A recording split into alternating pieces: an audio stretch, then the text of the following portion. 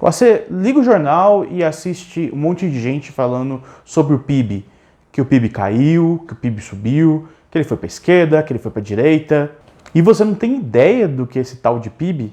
Então segura aí que eu vou te explicar depois da vinheta.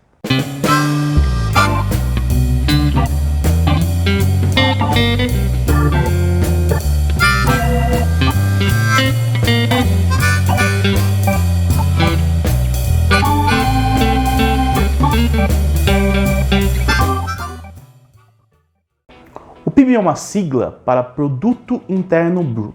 Produto porque tem a ver com quanto se produz em um determinado período, geralmente um trimestre ou um ano.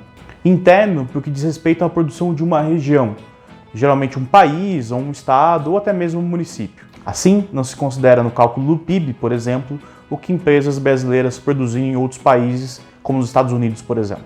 Bruto é porque não exclui no cálculo depreciações que alguns ativos podem sofrer ao longo do ano, como equipamentos, esse tipo de coisa. Em resumo, o PIB é o total de riqueza gerada por uma economia ao longo de um período de tempo. Aí você se pergunta, mas como que calcula isso? Há basicamente 3 conceitos teóricos que permitem a gente calcular o PIB. O primeiro é a ótica do produto, que significa somar o que todo mundo produziu ao longo de um ano. Só que aí tem que desconsiderar os gastos intermediários para não ter dupla contagem. Por exemplo, se o produto final que chega ao consumidor é pão, você subtrai do faturamento das padarias o que foi gasto comprando farinha, porque isso é um gasto intermediário. E isso é o produto de uma outra empresa. Entendeu? Essa diferença a gente chama de valor adicionado por cada padaria. É o quanto ela acrescentou de riqueza naquele país e naquele período. Então, se a gente soma o valor adicionado por todas as empresas no ano, a gente chega, no final das contas, no PIB. O segundo método é pela ótica da renda. Isso significa somar o que todo mundo faturou em um determinado período. E por todo mundo, eu quero dizer todos os fatores de produção, tudo que participa do processo produtivo.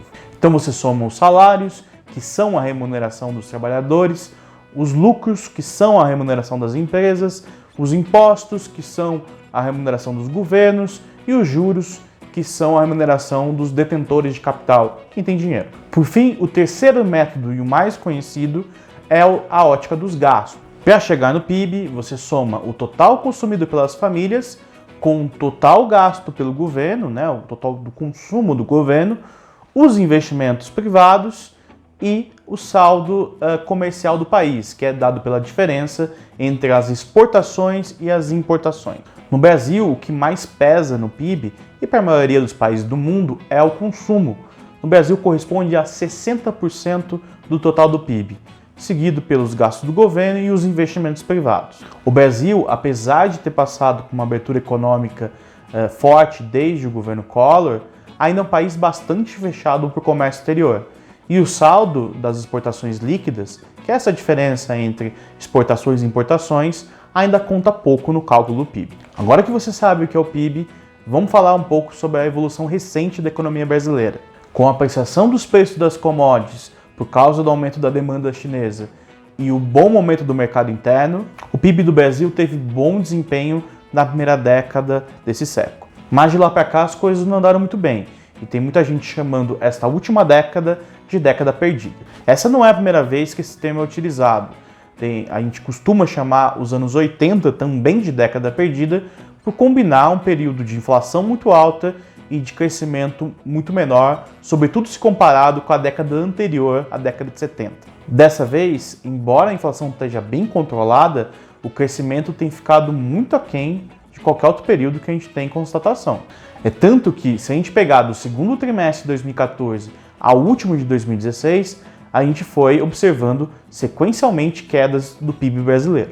Só entre 2015 e 2016, a gente teve mais de 7 pontos percentuais de queda no PIB, o que configura a maior crise econômica de todos os tempos que a gente tem registro. Desde então, temos experimentado um lento crescimento, algo em torno de 1% ao ano.